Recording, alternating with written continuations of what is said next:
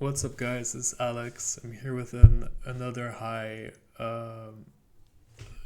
rated ADV OU couple of games. Um, these two players are not tournament players, or at the very least, they're not the main accounts. It could be alts, of course, and they're definitely high enough to be able to compete in tournaments on a high level. Um, so I'd suggest we jump straight in. Jirachi on the Metagross. Jirachi, of course, not commonly seen as a lead, um, as it's um, quite weak against a couple of options. For example, Titar, Arrow, um, Duck Trio, but it definitely seems to do the job against this Metagross that's perhaps only wanted to explode as a Houdini, but the Houdini was taken well by Skarmory, so I suppose at the bottom expected. So I suppose the opponents expected to explode. With that, it's a clear lead for Twa Loons on the bottom. Though this three spikes is looking pretty menacing, especially with the Gengar. And with that freeze, which was lucky, of course, momentum is definitely shifting in the opponent's favor.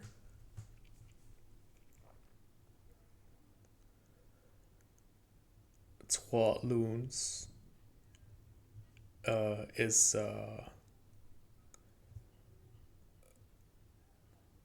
sacking off the Jirachi, getting off their own spikes. Finally getting the rapid spin off. It looks like it's defensive, so that's why it's taking this hidden power grass from the Salamence so well.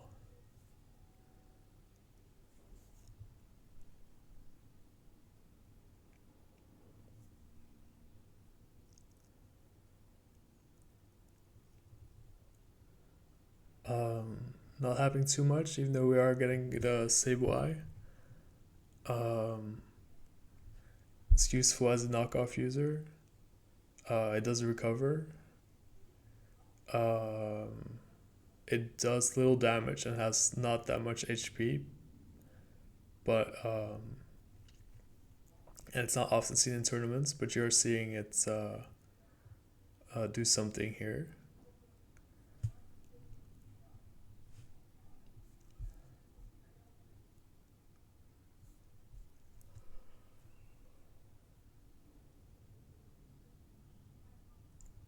Another spin, and with that, the spikes are completely gone. No more Scarm, but it is 3-on-4 with the opponents getting quiets. Wow, what happened there? Starmie gets the spin. Blissey comes in on Salamence. And Salamence does a Brick Break. Blissey does the Ice Beam. So I'm not sure why the Salamence was let go like that. I suppose there's nothing else that can get through Blissey, so maybe he really just needed the damage, but I'm not really seeing it. Sable Eye, another bulky or semi-bulky knockoff user, much like Hariyama, much like Armaldo, is getting the knockoff on the Flygon. And with this, it looks like perhaps Eternally Wondering would be in the lead if this Gengar was a bit healthier, seeing as it has more offensive power than the Flygon. But I guess this Blissey could do something. I don't see the Flygon getting through it, especially if it has Ice Beam. But the Blissey on Twaloon's side also has Calm Mind, so it looks like this is going to be some sort of Calm Mind battle. Though I couldn't tell you if there's it's going to be damage or just stall or just a crit war or an Ice Beam freeze war. Yeah, it's Ice Beam, so I'm going to skip through these. More Ice Beams. Yeah. Let's see what happened. Ice Beam, Thunderbolt, Ice Beam, Thunderbolt, Ice Beam crits. And that did it.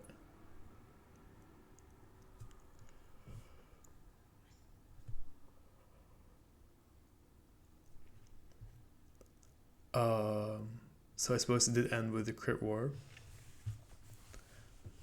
Sable Eye is still alive. It got a couple of knockoffs on Skarmory, on Flygon.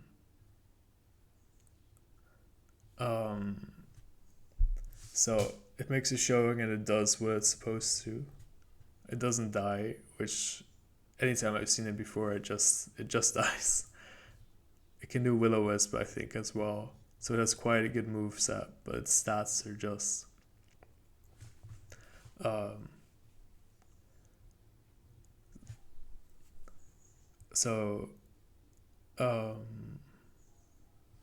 if there's a clear pivoting points here, I would say it's again the Metagross exploding on the Skarmory. Like, if it would have gotten something better to explode on, like, it would have been even. But that Metagross really did miss. Even so, it is eternally wondering that won the game. But I suppose it's due to these 3 spikes that he was then able to keep on with the Gengar.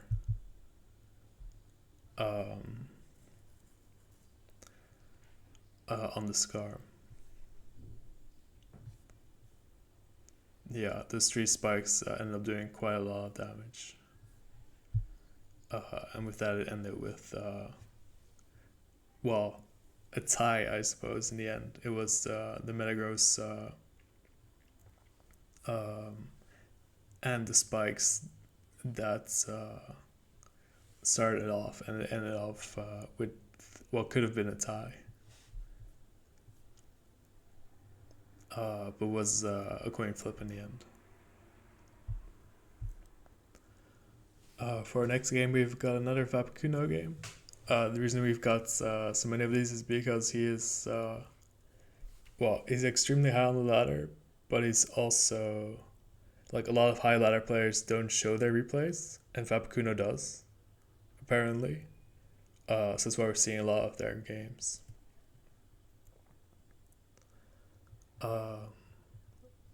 Opponents, I don't know, but also extremely high on the ladder, so it could very well be a tournament player, a high tournament player.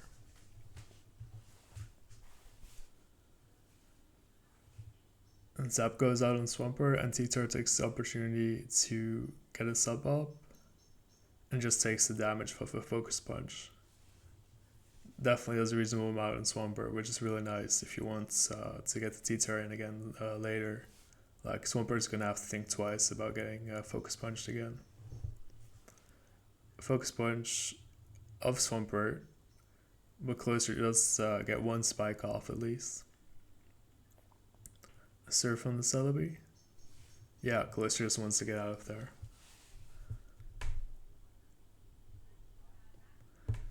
And Closer gets out. T-Star is going to get Celebi out, and with that get a nice bit of spike damage. And Celebi expects T-Star to focus punch perhaps, and with that just wants to get out.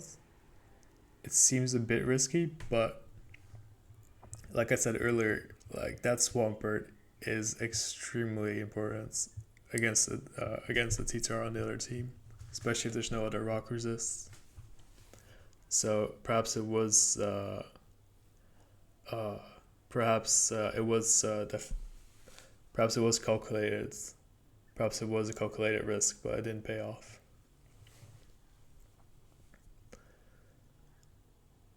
And with that, the lead does look in Vapakuno's favor.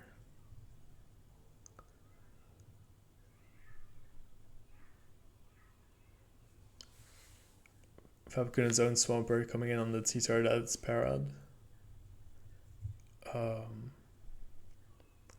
So it looks like it's going to get it out, or at least, yeah, it's just going to be sacrificed to get the Zapdos in, possibly with an HP Grass on the other Zapdos.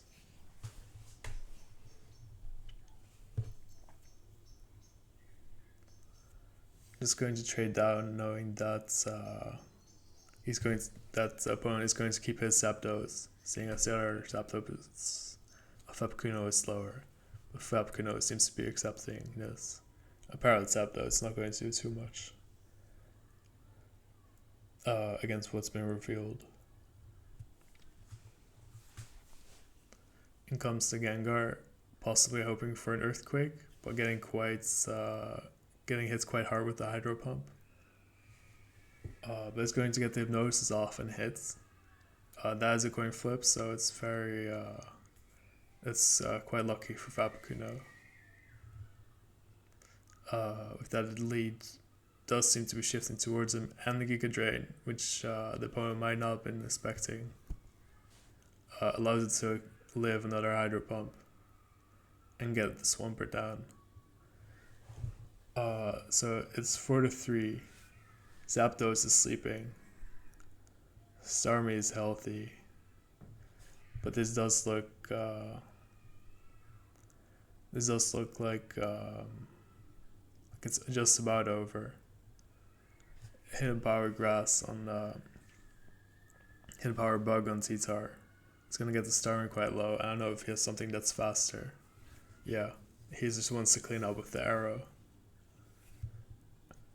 Substitute for a Lychee possibly. He still has a Swampert in the back to kill anything. Here comes the Dug Trio, which isn't faster, and it's also not going to get through the sub, so that's the game. GG's in the chat. There's the Lychee Berry. And yeah, that's it. 2 Rock Slide misses and they wake up. Which happens, of course, but not often.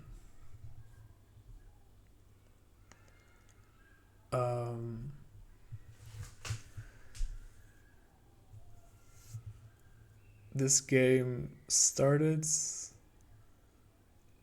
quite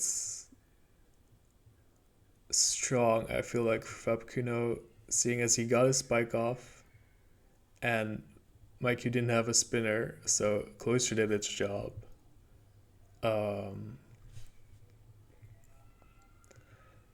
And in the end he got his arrow sweep, which was definitely good against the 2 remaining Pokemon. Is there any pivotal moments in this game? I feel possibly the focus punches. Well, yeah, it was the Celebi, of course. It was the T-Tar getting the HP bug on Celebi. Celebi predicting T-Tar to go out to try to save his Swampert.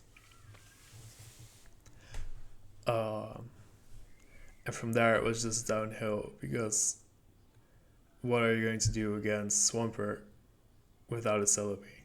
The Swampert even just stays in. Yeah, Zapdos is going to get chipped. Swampert's going to go out. And it's going to be happy and healthy.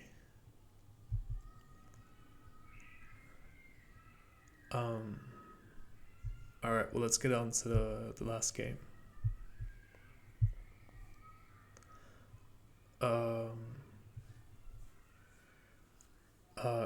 Again, two anonymous players. I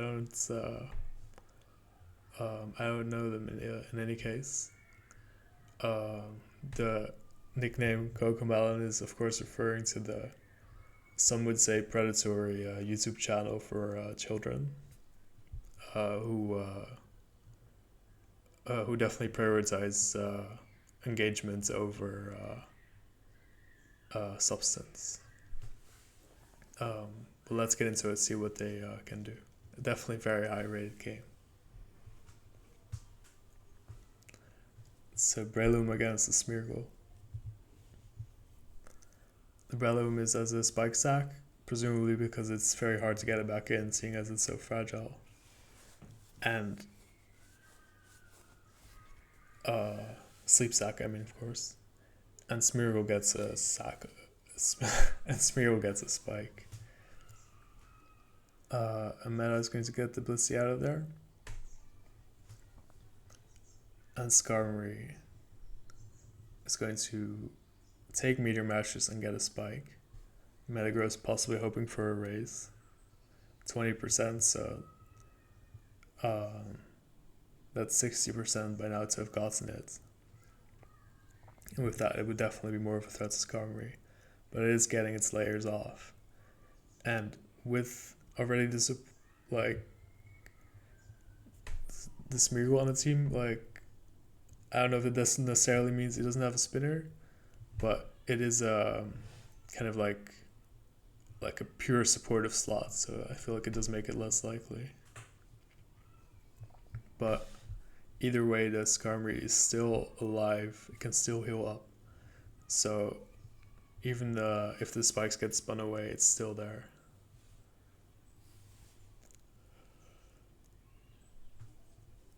Gengar's a spin block. That one spike. But with the Claydol here, wow, that's a crit psychic.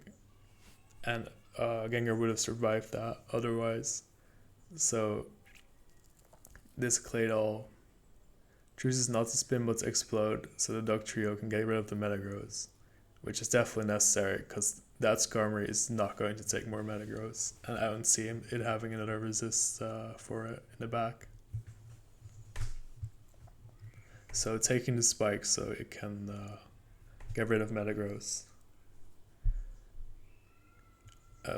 Yeah, I don't know if Melodic would have sat on Metagross. If it can just keep raising Meteor Mash. And with that, it definitely seems to be in the favor of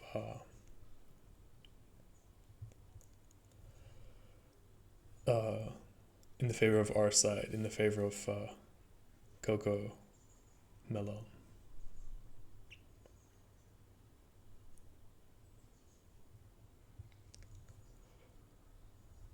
The Endeavor Pert on the Milo would have gotten a kill there. It's just going to get Breloom as to get Duck Trio in. Breloom can be sacked, of course, because it was sleeping. No spinner on the side of Woodman. I feel like Smeargle Spike Leads are very aggressive. So perhaps that's why there's not a spinner. Metagross is aggressive, T-Tar is aggressive.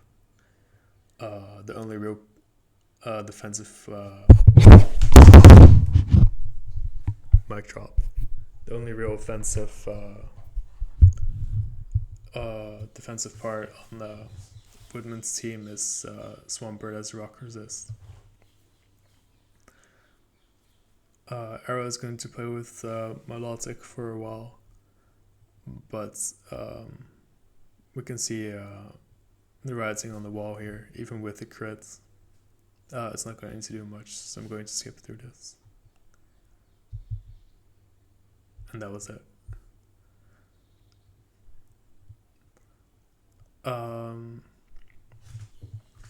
Yeah, the 3 spikes ended up doing quite a bit even against a defensive team. The Rayloom could have done something against T-Tar, I suppose, if that was the lead, or if it somehow magically came in later. The Claydol versus that 1 spike ended up being quite useful as it got to explode on Metagross, and without Metagross it was a clear path for Milo and for Blissey. Like even with the arrow, like it really just wasn't going to get through Milo, which is just so bulky.